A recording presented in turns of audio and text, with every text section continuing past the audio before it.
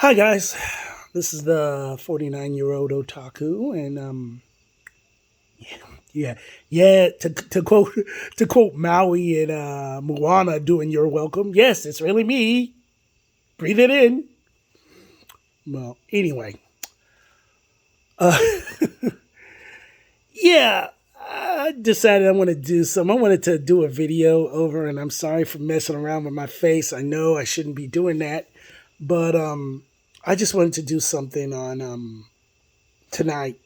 I wanted to do a video and vlog or whatever.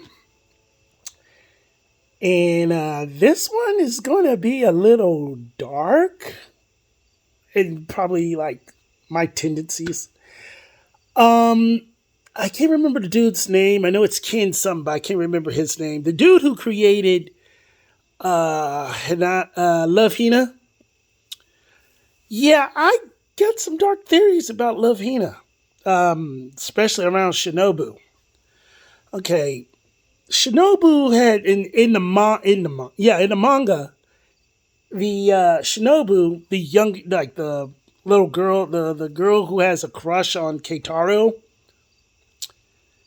basically has um came was already there with them with the rest of the girls when Keitaro comes up and goes, "Hey, I'm here, I'm your manager." Okay. Well, and everybody's going like, "Oh, the girls hate him because they're afraid of guys." You know, Naru, Motoko, Koala, they're afraid of him because he's a guy and they're afraid of guys. They're attacking him because he's a guy and they're afraid of guys. If that's the case, wouldn't Shinobu be in on the attacks as well? I mean, I don't know if she did attack him or not later on in the series. I only read like one manga of it, one manga volume of it. So anyway, so let's go with Shinobu right quick. So Shinobu, the reason why she's living in the Hinata so is because her parents got divorced. Now, a lot of people were like, okay, your parents got divorced, big deal. One parent probably wants them to live with her. I mean, wants her to live with them. Well, here's where I believe it gets really dark with Shinobu. Shinobu was abused. That's just me. That's what I think. I think she was abused. Maybe not physically, and if she was abused physically, okay. Definitely not sexually, because if she was abused sexually, she wouldn't be around Keitaro. She'd be like a little nervous around Keitaro. Emotionally and mentally, maybe. I'm leaning toward emotional abuse and mental abuse. So they're arguing, and the reason why they're arguing harder is because is because one parent was like, we need to stop doing this. We need to stop abusing our daughter. And the other one is like, no, F you. I'm gonna say F you. I'm not gonna curse. I'm gonna try not to curse. F you. I'll do what I dang well want. So that's how the arguments got really worse and all. And then when it got to the climax of, okay, well, I want a divorce. Yeah, well, me too. And then Shinobu was like, well, who am I going to live with? And she goes to the one, and I'm kind of picturing this. She goes to the parent that she loves the most. And that parent goes, we didn't want you in the first place. They both go, We didn't want you in the first place. And the parent that she loves the most was like, I was willing to give you up for an adoption or have you, sorry for beating my face again, or have you, or leave you on the side of the road, abandon you on the side of the road, or basically have you die. So that's how come she ran and got to the Hinata So. Now, what I'm thinking, what I'm doing, there's a bunch of fan fiction writers out there. No problem. There's some really good ones too. And they have her doing some of my, I'm not gonna say favorite ones, because my all-time favorite Love Hina story is Avalonians at the Hinata So by Painu. And he's just really, it's really good. I recommend it. So Avalonians at the Hinata by Painu. That's on fanfiction.net. I don't know if it's anywhere else. But anyway, getting back to what I was saying. But those out there, some of my favorite ones, not all-time favorite ones, but that are good, is where Shinobu, it got so bad, especially where it's like Naru and Motoko just basically take turns, tag team on Keitaru, and I don't mean that in a sexual way. I mean they are beating the unholy hell out of him, and he leaves. Shinobu feels remorse over not being able to do anything about it, and so she goes to drugs, she goes to the needle, she goes to alcohol, whatever. No, she goes to drugs. And so there was two ways that could have ended. One way, she dies of overdose. And Keitaro visits her grave. He visits her grave. It's raining. He's got an umbrella, tears coming out of his eyes, and he goes, "I should have been there for you. I should have been there for you." But by this time, though, he has like a girlfriend or a fiance, or he's married, and he's at their grave, and she's there comforting him. Another way is he finds her, and she's drugged out, and he takes her to a halfway house, or not a halfway house, or a drug treatment center, and gets her clean. And she's been clean, and she had been clean. Like towards the end of the story, she was clean for like 3 years, so which was good.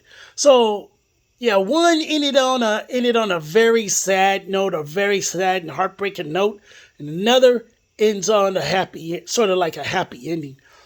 But like I said, my all-time favorite story dealing with dealing with Love Hina is Avalonians at the Hinata So. Basically, everybody else, a guy comes up to the Hinata So. They're aliens, It's a pretty decent crossover. It has like Lum characters, or Lum sorta characters, Lum-esque characters in the story, and they're all like, we'll help you with the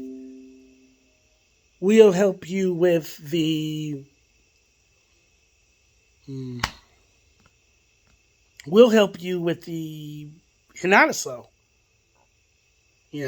There's this race called Avalonians, and they're like one of the most badass race in there. So they come but they started off as slaves, and so they come in and they agree to stay. And it was like a bunch of women there agrees to come, and he had met these two girls. Keitaro met these two girls who actually taken a shining or taken a liking to him, And like, well, they ended up adoring him. And during a time where, he was like, I can't handle this, I cannot handle this. And so they call it intimate therapy, where you and me both know it was sex. Come on, it's all sex. So they come up and like, they had sex, and after they had sex, they were talking about, they went to sleep, and then he wakes up and he's thinking about what he's going to do with the Hinata, and he curses his grandmother about leaving him out there with the fact that he can't get any rent and he can't evict the girls, and and and by the next tax season, he's got to pay almost billions of dollars in the next tax season for the next tax season for them to keep the Hinata. He ain't gonna he ain't he even with them. He ain't gonna make that kind of money. He can't make that kind of money in such a short weeks or whatever. So of course he gotta go and get some help. And he's like, I can't get any help. And then one of the girls wake up and said, hey, we're gonna have to do something about that. And it's like, okay. And so they start talking about it, and they brought up the idea of Avalonians coming over and staying in the Hinata. Either they have to stay in the Hinata, they stay in the Hinata because by then he'd have paying tenants, or he has to turn the Hinata back into a hot springs hotel. And it'll be a hostel for Avalonians. And of course, the girls ain't going to be happy about it. But then again, the girls are not in the Hinata at the time being, because they had gotten like shot by this gun. So Motoko, Naru, and Kitsune or Mitsune or whatever, the one chick that's like a fox, all were taken up on like a spaceship so they can like basically be healed or whatever.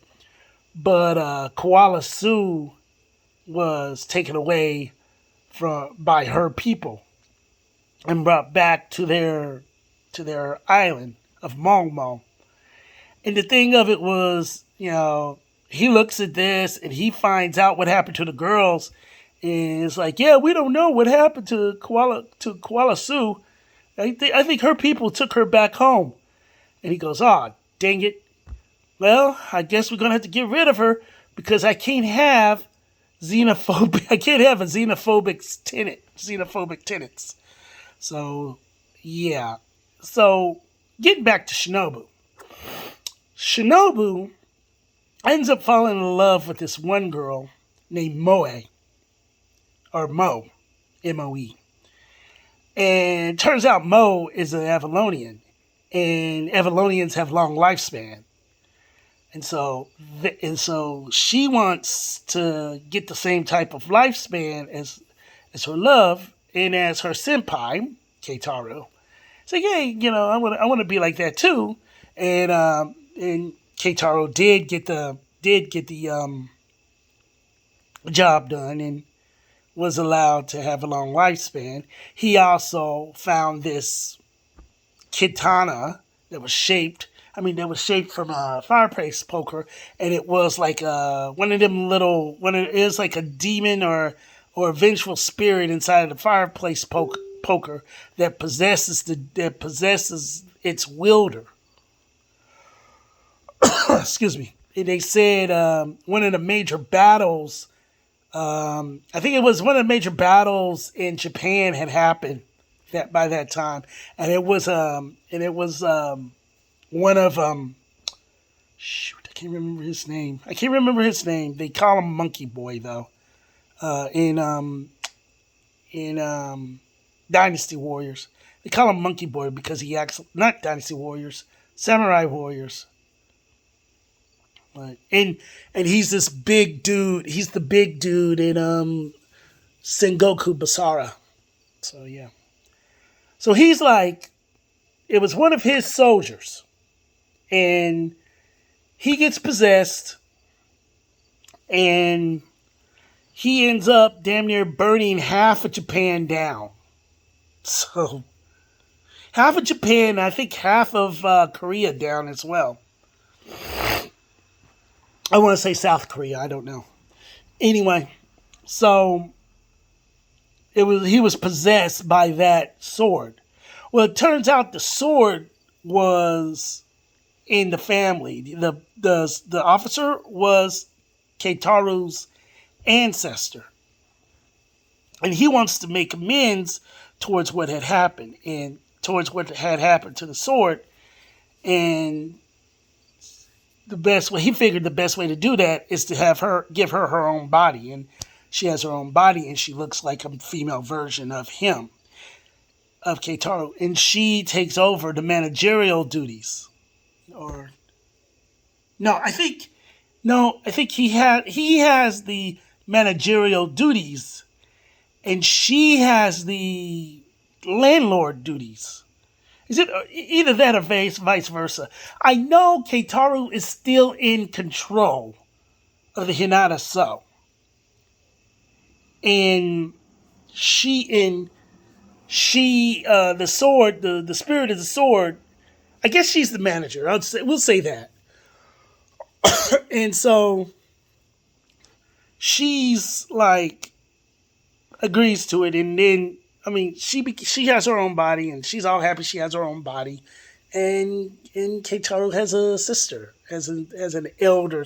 He proclaims her to be his elder sister because she was there around like she's like it was like 1609 or something like that.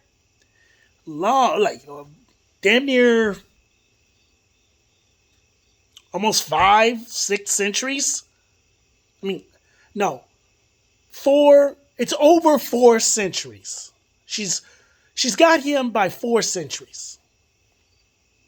So, so Shinobu gets it done, and she's able to be with Moe, or Mo, her girlfriend Mo, and now she's all happy, See, I'm not gonna put this talk about it and make it a review of the story I'm reading right now. I'm not gonna do that. So that's why I'm gonna stop it right here. So, those of you who've been watching my videos and listening to my podcast on Anchor, I really do appreciate it. And thanks for watching.